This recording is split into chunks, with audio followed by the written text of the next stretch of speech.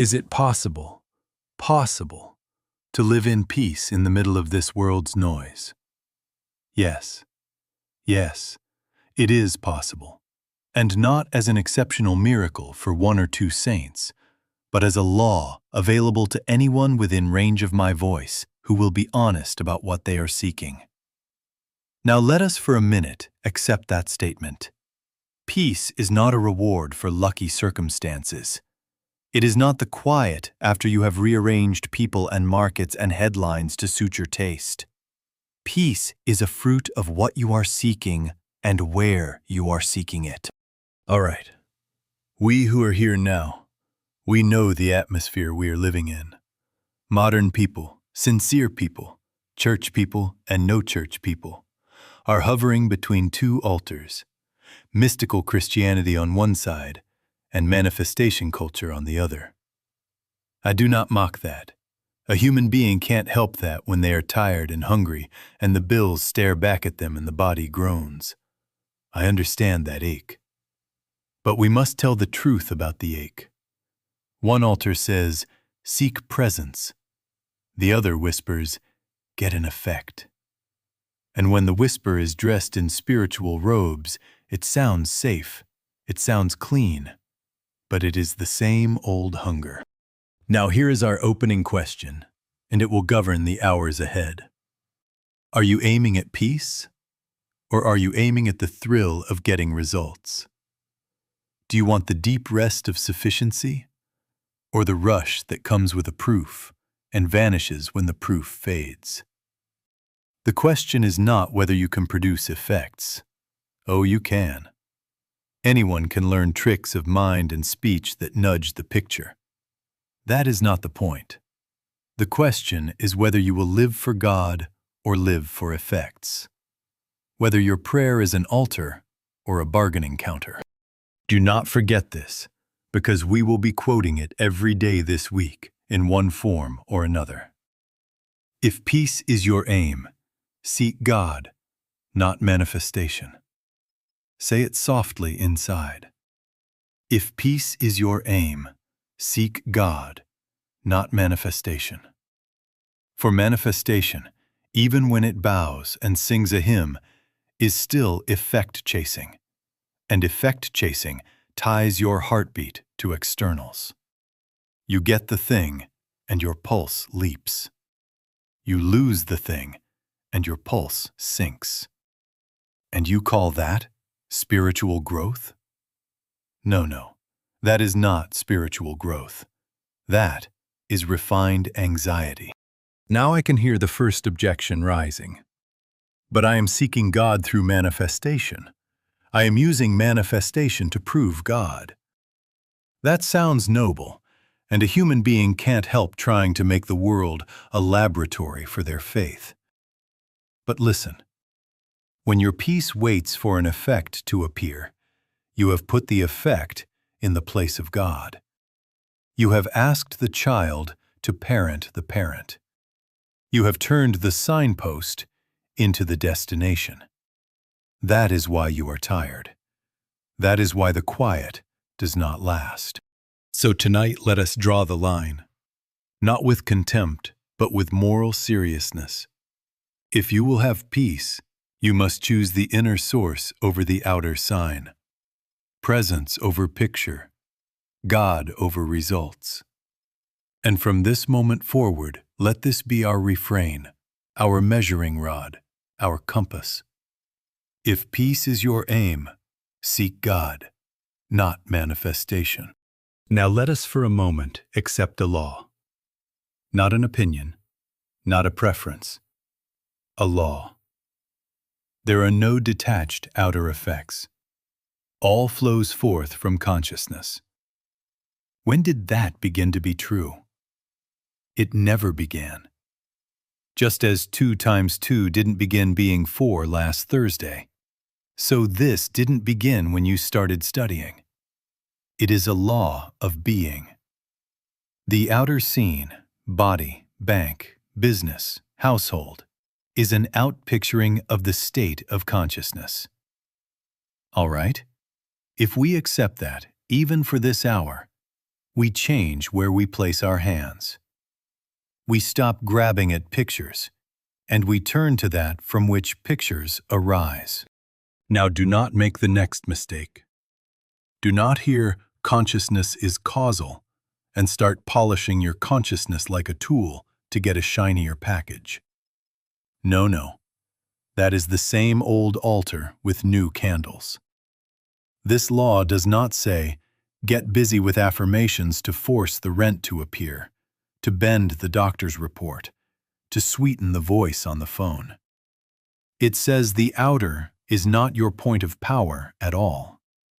Your point of power is God realized as the life of your consciousness. The moment you shift from managing effects to realizing source, the servitude ends. The strain drops. The picture takes care of itself in order, its own order, not your schedule. But a human being can't help this first reaction. If everything flows from consciousness, then I will fix my consciousness to get what I want. That is the trap. That is humanness putting on prayer beads and calling itself holy. Listen closely. When the rent becomes the target, you are back a slave. Your eyes are on the calendar, on the mail slot, on the doorway, and now your pulse is a tenant of the landlord. When the body becomes the target, you count symptoms, you test, you prod, you bargain. If this eases by Friday, I will believe. When the relationship becomes the target, you rehearse speeches, you manipulate silences, you adjust your smile to secure an effect.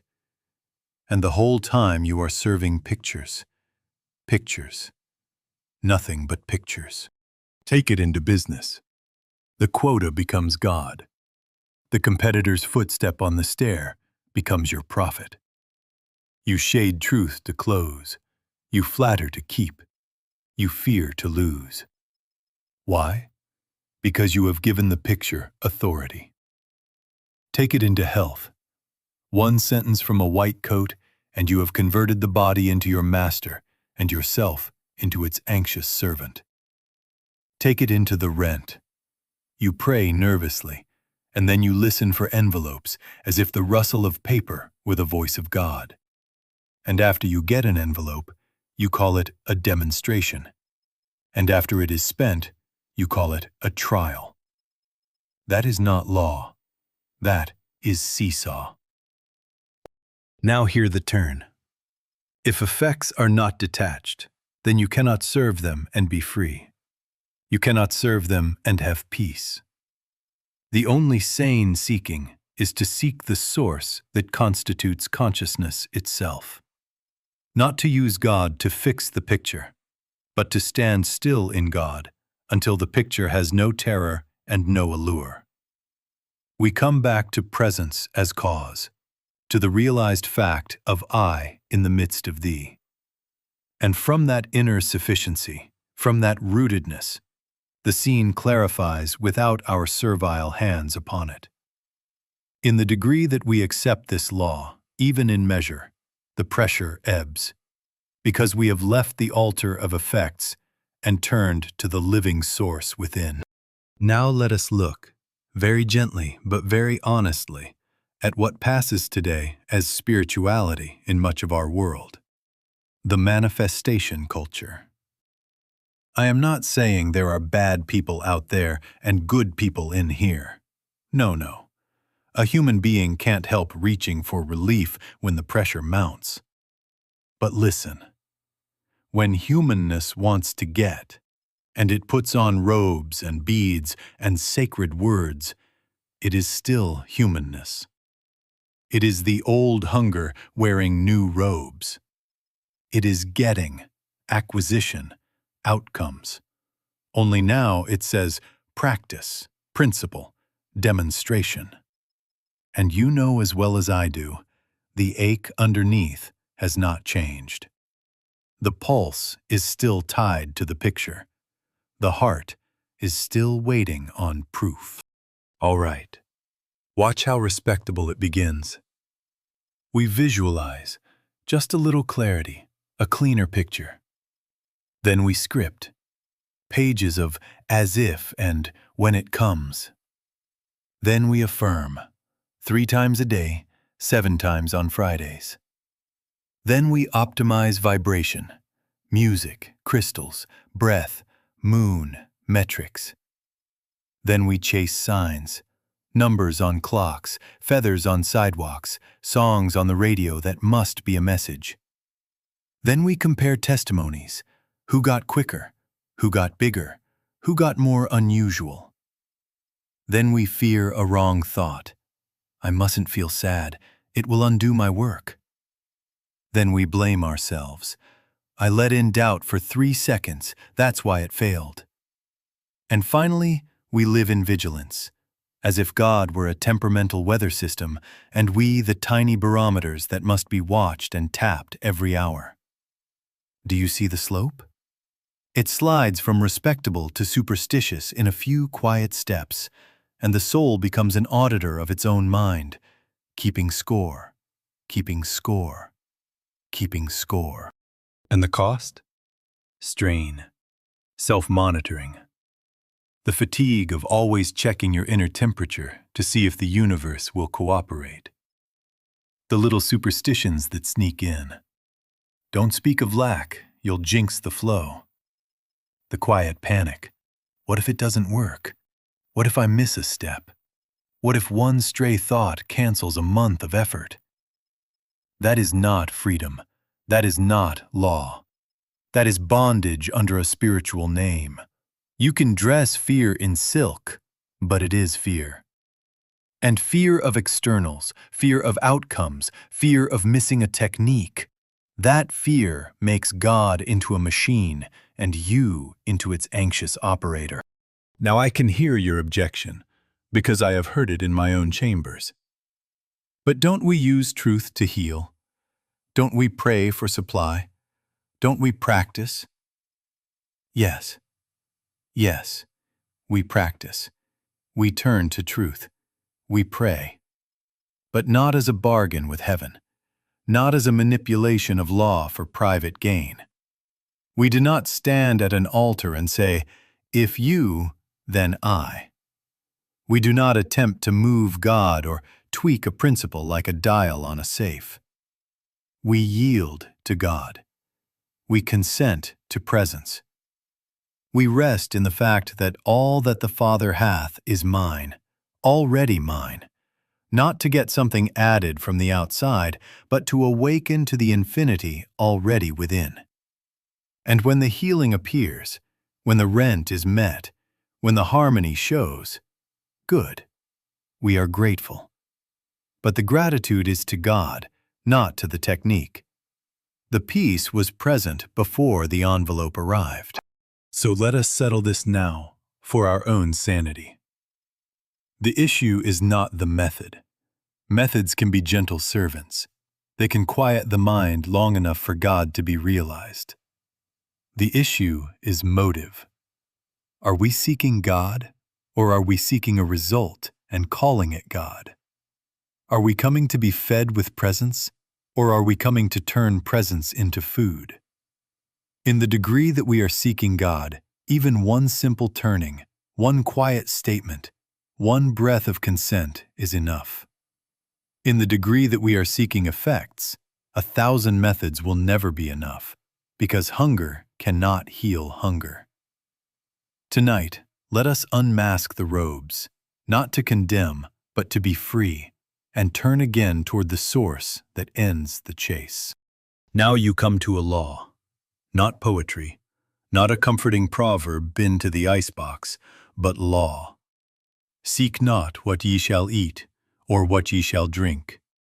Your Father knoweth that ye have need of these things. Let us accept that for a minute, as we would accept gravity. If this is law, then our way of living must conform. We do not seek food as if God were ignorant of digestion. We do not seek rent as if God were unfamiliar with calendars. We do not seek health as if God had forgotten flesh and bone. Seek not. Why? Because the seeking of effects places us back under fear, and fear is the only real famine there is. Now listen kindly to this next word, because it will pinch before it heals. Most spiritual goal setting is a bargain dressed in church clothes. If I visualize correctly, if I maintain the feeling, if I hold the vibration without a wobble, then God or law or universe will deliver the package. That is not faith. That is fear wearing manners. That is the anxious child reciting to keep the parent pleased. And when the package is late to our sense, the old panic returns, instantly. Because the bargain was never peace. It was a wager. Prayer is not that. Prayer is not persuading God. Prayer is not earning outcomes. Prayer is yielding. Yielding to presence until fear dissolves and the mind stops dictating terms. Prayer is the soul saying, "Father, here I am," and then becoming still enough to discover that the Father was here first. Your Father knoweth. Do you hear that? Knoweth. Already knows. Already is. And in that knowing, the strain leaves your forehead, the breath descends into the belly, and the need to check the clock every 5 minutes fades. Because you are not waiting on a truck at the curb. You are resting in an infinity within. Take supply. When the aim is God, the pressure lifts. An envelope is welcome, a job is welcome, an idea is welcome, but none is your savior. Lose the envelope, and your peace does not change, because Source did not leave with the stamp. Aim at the thing, and at once you listen for footsteps in the hall. You measure answers in minutes. You watch the mailbox as if it were an altar. Take health. Aim at relief, and every twinge is a verdict, every sensation a verdict, and you pray nervously. Aim at God, and fear loosens. You find yourself blessing the body rather than policing it, and the system settles into the rhythm of presence. Take relationship. Aim at a person to fill your ache, and you craft texts, rehearse lines, and count responses. Aim at God, and you are free to love, to speak truth, to release, to forgive, because your sufficiency does not hang on a reply. The moment, mark this, the moment you stop bargaining for outcomes, you become available to the peace that was already present. Not added, present. Seek not the thing, seek the kingdom, which is simply the realized presence within you. All right, if we will live this and not merely nod to it, we will not need 50 methods to keep us steady. One truth lived is sufficient, and we will come to that next. All right, now let us accept a very simple revelation. So simple, the mind will try to run past it looking for decorations. Truth is one. Truth cannot be multiplied. It cannot be divided. When did 2 times 2 become 4? It never became. It is. So it is with truth. One realized truth contains all truth, because truth is indivisible. If you think you need 99 more phrases to round it out, that is the human mind looking for assurance in numbers. That's not true. That's not necessary. One truth lived is sufficient.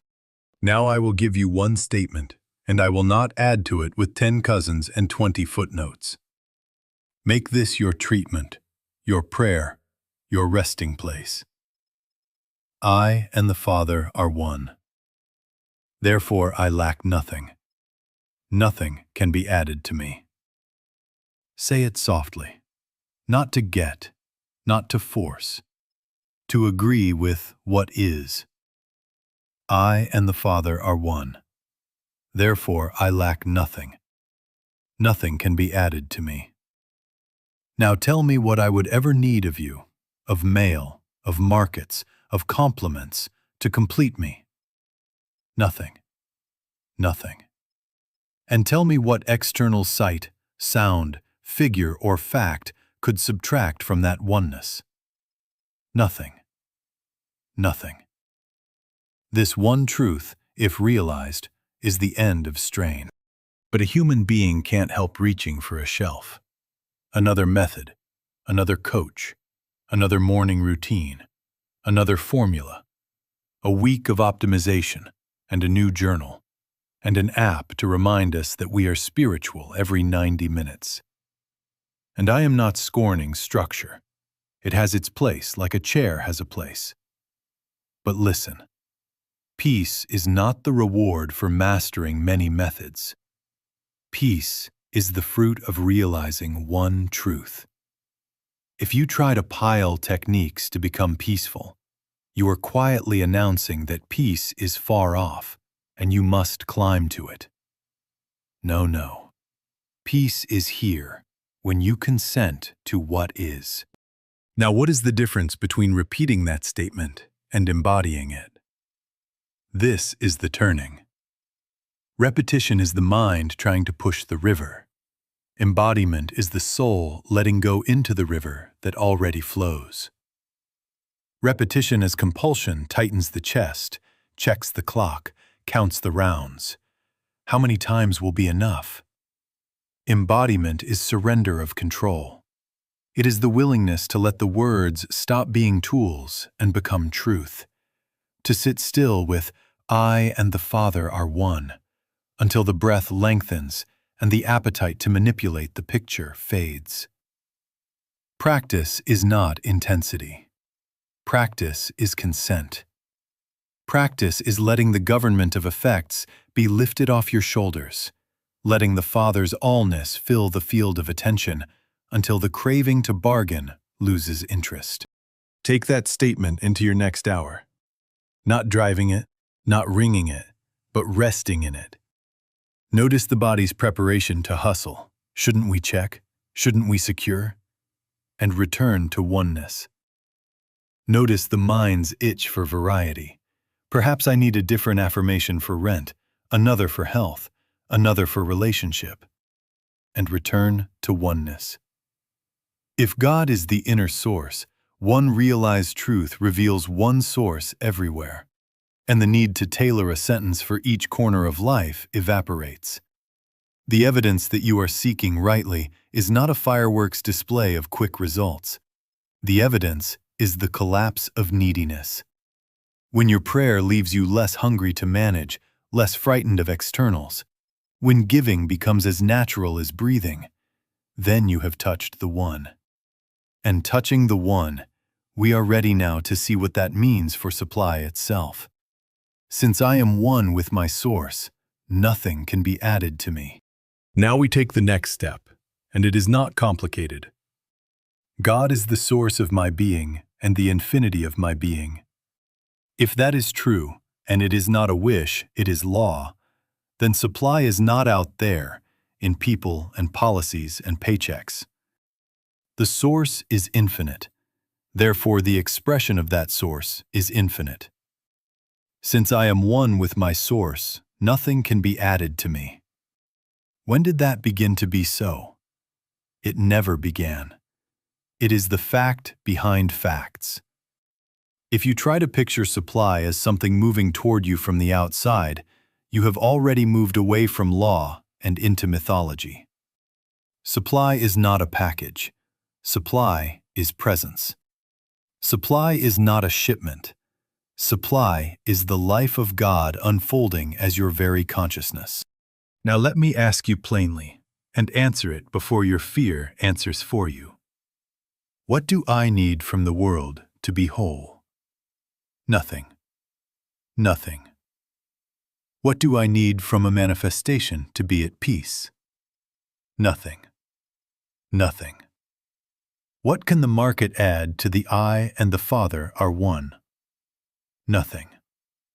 What can a diagnosis subtract from it? Nothing. Do not argue this with your mind. Sit in it. If all that the Father hath is mine, already mine, then the world and its seasons, its hiring cycles, its interest rates, its trends, and its algorithms are not my masters. They are, at most, the scene through which the already present sufficiency finds a decent channel. The channel is not the source.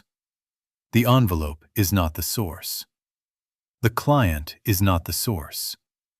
The applause is not the source. The source is the source. All right. Does that mean we become passive, careless, irresponsible? No, no. A human being can't help asking that. But listen, when you have touched inner sufficiency, you still go to work, you still plan, you still answer letters and build and serve and study. But you do not go as a beggar. You go as one who is full. Activity flows from fulfillment. It is expression, not acquisition. You make the call because love impels service, not because fear is chasing rent. You price your work in honesty because you trust law, not because you must out-scheme the next person. You post, you present, you create, not to plead with an algorithm, but to let what is within find its way out. And if one door closes, your peace does not fall to the floor with it, because your supply was never that hinge. Now notice what happens to fear of externals when this is realized, even in a measure. Money loses its power to whip your pulse. The body's signals no longer sit in the throne as dictators. They become messages, not masters. Opinions, praise and blame lose their teeth. The need to edit yourself for approval dissolves, and you can speak truth in love. Metrics and charts, the latest formula for visibility, the rumor of downturn or the rumor of boom, these become weather, not law. World conditions, which roar and threaten to define your horizon, are perceived as pictures on the screen of consciousness. You stop trying to fix the movie with your fingers and turn instead to the light within that projects an entirely different film. In that moment of recognition, since I am one with my source, nothing can be added. Neediness collapses. And when neediness collapses, the frantic chase for outcomes collapses with it. You do not stop moving, you stop grasping. You do not stop caring, you stop bargaining. Your hands are free to give because they are no longer clenched to get. And now, having established this, let us face the corollary, because it will save us from a very subtle slavery. Whenever we forget inner supply and run after effects, we train ourselves to fear externals. That is the hidden violence of effect chasing, and we will turn to it next, not to accuse, but to be free. Now let us look straight at this mechanism, because if we don't name it, it will keep wearing holy clothes while it robs you. Effect chasing quietly trains the mind to watch externals for proof. Numbers on a screen, followers, sales, views, emails and texts. Did they answer? How many minutes did it take? Did they use an exclamation mark? Symptoms. Was that twinge stronger or weaker than yesterday? What does that chart say? Omens, license plates, feathers, clock patterns, a certain song at just the right second. And before you know it, the outer scene has been enthroned. We have built an altar to evidence. We call it practice, but most of the time it is counting. We call it faith, but it is vigilance toward appearances. We pray, and then we check. We affirm, and then we check. We surrender, and 5 minutes later, we check again. All right, why is this serious? Because if your peace rises and falls with evidence, you have submitted yourself to the tyranny of appearances. Your pulse is on a leash held by the world. A good report and the breath expands, A difficult report, and the breath seizes. A bright metric, and we sing. A dim metric, and we despair. That is bondage. That is not law. That is not the government of God. When evidence governs your inner weather, you are saying, without saying it, God must answer to the picture before I will rest. Do you see the violence in that? You measure the infinite by the flicker of a screen, and then wonder why the soul is thin. The human mind cannot help doing this when it is hungry, but we are not bound to humanness. We are invited into a higher order. Now I know the first reaction, because I hear it after almost every meeting. Then I don't know enough truth. If I knew more, I wouldn't check so much. That's not true. That isn't true for a single person within range of my voice. The issue is not quantity. The issue is loyalty. God or effect, source or sign. You could memorize a library and still live as a weather vane to circumstance. Or you could take one truth. I and the Father are one, therefore I lack nothing, and stand in it with such fidelity that the habit of checking loses its glamour. Don't forget this. Truth cannot be multiplied or divided. One realized truth is sufficient. The only necessary thing is your willingness to be loyal to God rather than to proof. Now hear this next word as law, because it is law. Christ is a state of consciousness that does not fear externals. Christ beholds the kingdom present. Christ is not intimidated by a bank statement, a lab result, a headline, a rumor, a trend. Greater is he that is within you than he that is in the world. What does that mean in practice? It means the report arrives and you do not bow. You do not deny it. You simply refuse to let it appoint itself your master. You return within and acknowledge the presence that is cause, the source that is life, the law that does not tremble before pictures. In that acknowledgement, fear loosens its grip, because fear cannot survive where God is recognized as here. So what do we do the next time the hand reaches to check? The eyes dart to count. The stomach tightens to measure. We stop mid-reach. We withdraw consent from the picture. We let the hand fall to the lap, and we return, quietly, firmly, to oneness. Father, thou art here, not to get, but to be. We refuse to time the answer. We refuse to grade the feeling. We refuse to enthrone a sign. And as fear is exposed and loses its mask of spiritual diligence, a new impulse rises. The hands, no longer clenched to acquire, open to give. That is the proof you have turned from effects to God, and from getting to giving. We will go next. Now we come to the pivot itself, and let us not make it mystical when it is plain. Humanness is getting, always scanning, always acquiring, always arranging to secure the next proof. Spiritual consciousness is giving, casting your bread upon the waters, not to bait a hook, not to ensure a larger catch tomorrow, but because you trust the source that is already fullness. The moment you touch spirit, really touch it, the compulsion to acquire slackens, and another impulse rises uncoached, to give.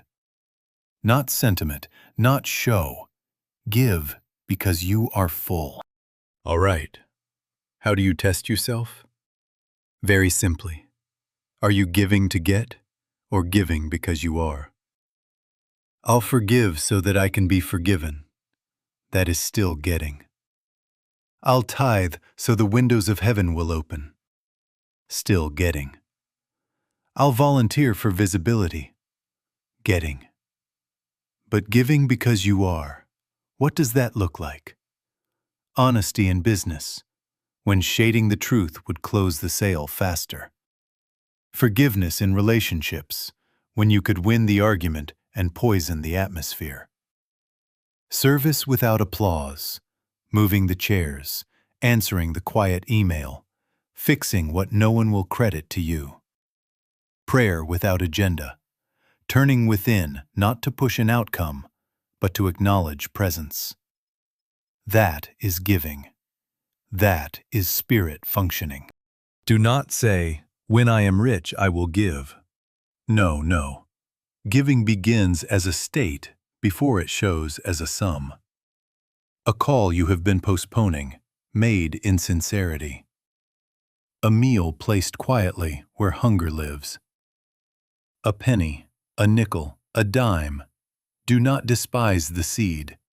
To him that hath shall be given. A sincere apology offered without the invoice of, "And here is what you did to me." An unseen prayer breathed for the one who irritates you most. Each act breaks the spell of self-absorption. Each act loosens the fingers of fear from your pulse and says, "My supply is within. I am safe enough to pour." Now watch the nervous system in this. The body that lived braced to acquire begins to unclench. Shoulders drop. Breath lengthens. The eyes, which were scanning for advantage, soften to notice needs. You find yourself unhurried in the checkout line, unthreatened by another's success, uninterested in the scramble for first place. Why? Because you are no longer living off the world's oxygen. You have discovered the well within. Giving, you learn waiting. The soul, having ceased to bargain, can be still without panic. The clock is no longer an enemy. It is a servant. Don't forget this. The proof you are seeking God is that your life turns from acquiring to giving without fear. If fear still rides you, give anyway. The act itself signals to your own heart that inner sufficiency is real. Begin small and do not count. Do not announce. Do not audit the results and call it success if a harvest appears by Friday. Cast and let the waters carry. As you do, you will feel a new government taking hold. The quiet ease of one who can fold the hands without dread because the source is present. And that serenity will be our next word. And now serenity. Not sleep, not drift, not apathy. Serenity as government. The soul, having stopped bargaining, discovers it can rest without proof. Listen to the inner poetry of it, not lines to memorize, but a posture to inhabit. Quietly, I let the hands be still. The tides come and go without my urging. The seasons turn without my whip. What is mine by right of the Father cannot lose my address. My path, being of God, cannot be blocked by men. I do not peck at the seed to make it sprout. I dwell in the sun within, and in its warmth the harvest knows its hour. Serene, I can wait, not because I have a guarantee of outcomes, but because presence is here, and presence is enough. All right. Waiting is not passivity. Do not confuse non-striving with neglect. We answer letters, we keep our word, we build, we serve, we study. But we refuse to push, beg, or bribe reality. We do not stand over life with a stopwatch. We do not try to hustle God. We take our place in the flow as instruments, not as foremen. The inner action is consent. The outer action is simple obedience to the next honest step. Now let us draw a clean line between expectancy and impatience. Expectancy is holy. It is the quiet assurance that law is law and God is God. Expectancy says, "It is done in God. I will meet it in its due form and hour." And then the heart is free to bless the present moment. Impatience is a demand. It insists on evidence, on schedules, on visible tokens to hire out its peace. Expectancy opens the door and sets a place at the table. Impatience paces at the window and keeps checking the road. Expectancy trusts. Impatience bargains. Expectancy is born of oneness. Impatience is born of fear of externals. Don't forget this. The moment you need proof to rest, your rest is no longer in God. Now, a simple move. Right here. Be still. Let the mind's shopping list drop. Let the shoulders be taut by gravity. Turn within and acknowledge presence. Father, thou art here. Say no more for a minute. Do not try to feel holy. Do not time the silence. If a thought arrives, let it pass like a bird across a wide sky. Return gently to presence. I and the Father are one. Stay until you notice the breath lengthen, the face soften, the appetite to measure relax. That is waiting. That is prayer. What happens then in practice? The email that does not come on your clock does not take your peace with it. The symptom that flares does not enthrone itself. The sale that falls through does not define your future. You are governed from within. Peace arrives when you can wait without needing immediate evidence, because your confidence is in God, not outcomes. Yes, yes. And in that state, actions become cleaner, kinder, freer, because they are no longer bribes to the universe. They are offerings to God. Now see how this radiates. A person at peace no longer competes at the dinner table. A household at peace no longer manipulates to get its way. A company at peace can tell the truth without terror. A community at peace stops running people through the mill of metrics to prove worth. But a world that cannot wait, a world that must have effects on demand, becomes a world of competition, of pressure, of threat. The impatience of one heart scales into markets and policies and, finally, into armies. We will face that next, not in despair, but in the conviction that a different consciousness is law for a different world. Now let us look out upon the world we have made when we make effects our God. The same getting consciousness that nervously checks emails, that must have a response to feel secure, that hoards proofs like ration cards. Scale it up, and you have an office at war with an office, a brand at war with a brand, a neighborhood at war with a neighborhood. Competing for jobs, for titles, for status, angling for followers, for clicks, for reach, bargaining for market share, for leverage, for the edge. Then the same spirit in a heavier uniform, nations for territory, for security, for dominance, for the right to write the map and collect the fear tax of the age. It is one consciousness wearing different badges. It is the same hunger with a different vocabulary. All right, why is this inevitable when effects rule?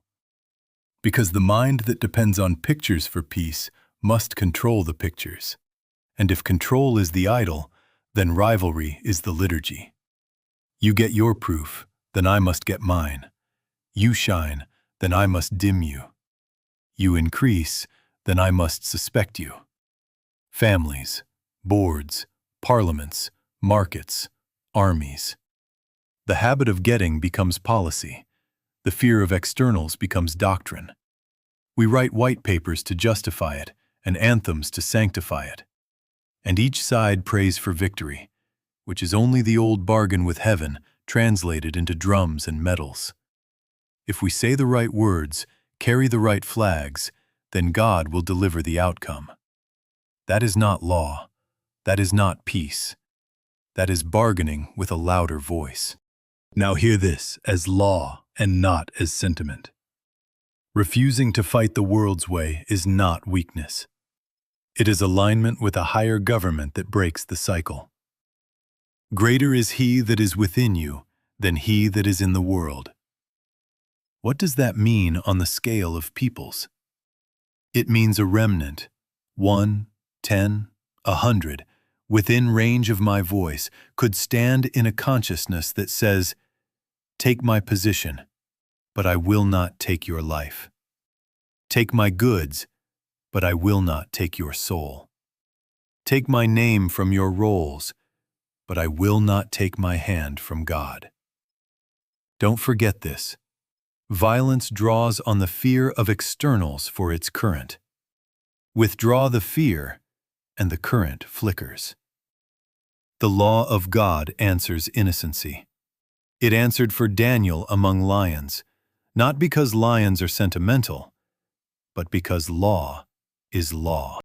A human being can't help asking, will that stop tanks? I'm not giving you a trick.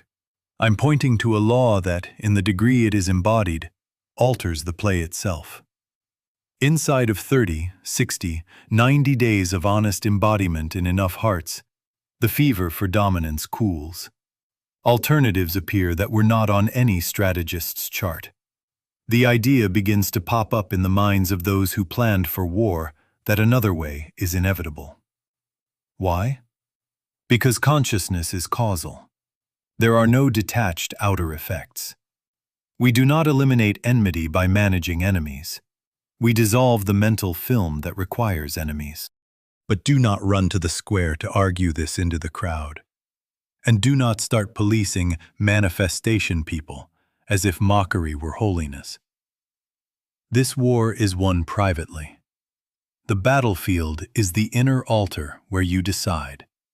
This day, God over effects. Refuse the bribe of proof. Refuse the flattery of victory. Seek the kingdom as realized presence, and let the measure of right seeking be peace, not private comfort only, but a heart that will not project fear and hate into the world. And now we come to it, and it is simple. Tonight, in the secrecy of your own being, choose God over the next outcome. All right, now we make it private. Not a program, not a campaign. Tonight, go home. If necessary, sit up all night and settle it within yourself. Am I seeking God, or am I seeking effect? Not tomorrow's mood, not next month's balance, not some shining proof to show your friends. God or effect, source or sign. That is the choice. And do not say you are not ready. That's not true. There isn't anybody within range of my voice who cannot answer that question and live by the answer, even in the first measure. Here is your simple practice, and do not decorate it. First, notice the desired outcome. Name it without shame. The call, the sale, the healing, the reconciliation, the open door. See it. Second, release it without resentment. Lay it down consciously and say, I withdraw my demand that peace be hired to this picture. Third, turn within to presence. Quietly, no bargaining. Father, thou art here. Fourth, rest in law. All that the Father hath is mine, already mine. Let the breath lengthen. Let the appetite to check subside. Fifth, tomorrow, act from calm guidance. One honest step, one clean call, one service given without a silent invoice. Then stop. Refuse to pace the window of results. Return to presence. A human being can't help running back to the old shelf. Another technique, a fresh angle, a faster lever. You will reach. You will check. You will try to time God. All right. When you catch yourself, and you will, do not scold. Do not build a second problem out of the first. Simply return. Again and again, return. Father, thou art here. The loyalty is what remakes the habit. The constancy is what dissolves the fear of externals. Don't forget this. Success in this way is not the speed of a manifestation. Success is the stability of peace, the disappearance of fear-driven striving, the quiet pivot from acquiring to giving. Success is finding that you can wait without panic, serve without calculation, and tell the truth without trimming it for applause. Now, you will ask, how will I know I have chosen God? Your own heart will tell you. There will be less bracing. The shoulders will forget to rise. The mind will stop bargaining. You will move through your day with the sense that your life is an outflow, not a hunt. And effects? They will appear in their order, as servants, not masters, as incidental, not essential, as signs that follow, never gods to be placated. Tonight then, privately, choose. Whisper it if you must, or speak it out where only God can hear. I choose the presence over the picture. I choose the source over signs. I and the Father are one. Therefore, I lack nothing. Nothing can be added to me. Stand there. Stand there tomorrow. Stand there when the email delays, and when the symptom speaks, and when applause tempts. Christ is a state of consciousness, fearless of externals, loyal to God. Seek that, embody that, and the government of effects takes its rightful place. Secondary, incidental, unfeared. Let peace be the measure of right seeking. Yes, yes, let peace be the measure.